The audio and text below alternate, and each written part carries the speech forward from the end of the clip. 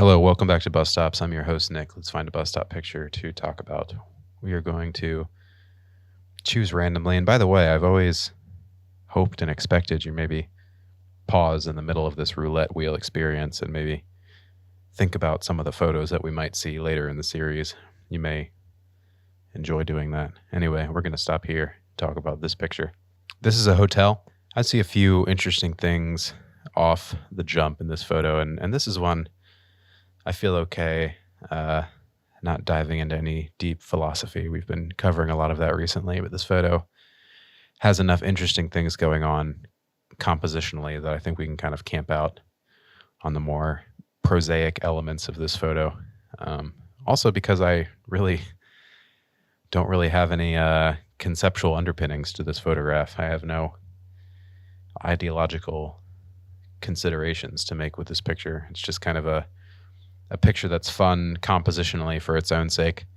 First of all, I would say one thing that makes this picture work from a clutter perspective is that this clutter down below and this clutter up top, the leaves, that is a artifact of just kind of needing to photograph from a sidewalk, obviously making contact with the bus stop sign at some point when I'm making these pictures. And so that would be something that I would typically kind of walk forward just a small bit to eliminate from the frame. But I do kind of remember this picture being hard to compose, like getting this sort of fussy, finessed composition, as it were, was a challenge with this picture just because of the constraints of where I was standing. And so the leaves were probably something that I would have not chosen inherently to include, but they're nonetheless here. And I think one of the things that make that I feel okay with that is sort of the starting point of what I was trying to say. But the reason I feel okay with it is because they just sort of barely, in a perfect world, I would move this either slightly up or down. But it is not exactly touching that line, the curve of the archway, which makes me feel a little bit better. Same thing here. I actually prefer the placement of these out of focus leaves because they kind of cross the plane of that yellow line rather than like shying away from it at the very end.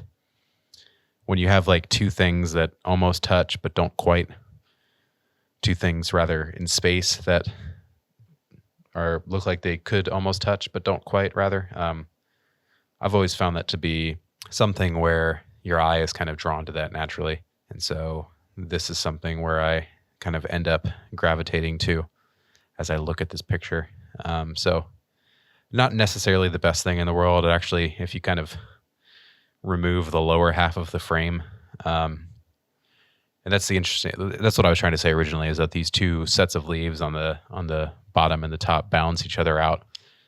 And they sort of create, like, if you just, as a experiment, I'm doing it right now, if you take your hand and cover up the lower part of the picture, the top half, that the grayness and the flatness of those arches almost turns into sky as I see it. I mean, it's kind of an optical illusion, but like that is the exact color and tone of an overcast day. And somehow those leaves, they kind of cease to be leaves. They almost turn into paint on the surface, or they turn into clouds or floaters in your eye. It actually is kind of tripping my eye out a little bit to see how flat and uniform this top section is, and how these leaves kind of turn into not leaves. But having the leaves on the lower half of the frame, they give some context to the upper half of the frame, and they let you understand what's going on. So kind of working foreground to middle ground. Like the leaves are obviously the most foreground element. They're the closest to the camera. But then middle ground, we have this entire parking lot. And again, this photo is served by the fact that there is nothing in this parking lot apart from this small line. Like there's no huge cracks or clutter. We see like a no parking indication right there along the curb. But other than that, it's a relatively clean surface. It looks like it was probably repaved rather recently, or resealed, or constructed for the first time, maybe. But yeah, this parking space kind of serves as a bit of a leading line without cluttering that middle ground. And then I would say middle ground part two is the columns and the arches. and then the stairs sort of step back into what is essentially the background, this open door, and then the interior of the hotel. These windows reveal little to nothing of any sort of depth. And so the deepest background elements of this image are the lobby. However, I would not call this a photo that contains any real background. I would say that that is like a near background, if only in function, only because there's nothing farther behind it in this frame. I call this composition fussy, and part of the reason I call it that is because it has this verticality to it. You can see these vertical lines are dead parallel to the side of the frame, and I think that I edited this so that they were like spot on perfect.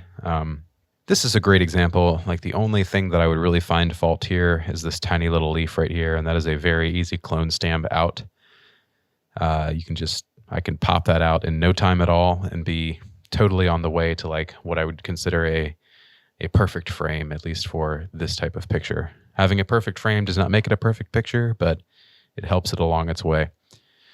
And so the things that I find that work most strongly with this image are things which confound the depth between the two. If we're thinking of this purely in a formal sense, then I think the interesting things that emerge from this photo are not intellectual or conceptual considerations, but rather the things that play tricks on your eye. Some of the things that immediately jump out to my eye are this column right here. So just basically, if you think of this column, this is obviously separated out from that back plane because it has a lighter face and a darker face and is in a perspective where we can see all of these lines are in one plane, and then they, kind of a 2-point perspective.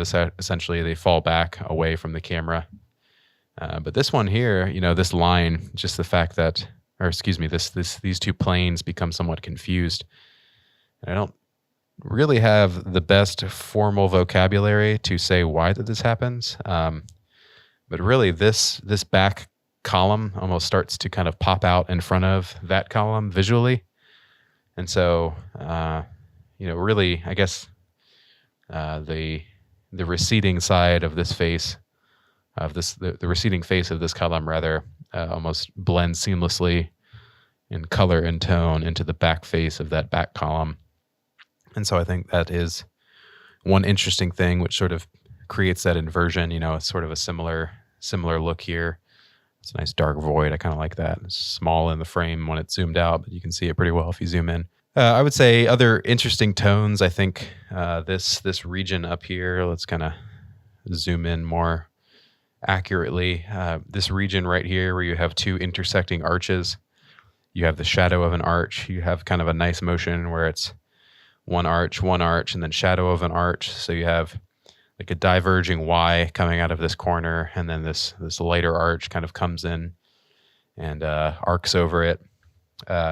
Similar thing happening here. And actually, interestingly, spatially, that's another interesting thing happening where you have this very dark region right here, and then a much lighter region that looks as if there's no ceiling, no roof above this right-hand side, this right-hand arch. And so I would venture a guess that is open, and then this whole kind of facade right here is just ornamental, that no roof is above us, or no building comes out to meet that. I've seen that before in hotels or other buildings where the entryway is set back from the main mass of the building.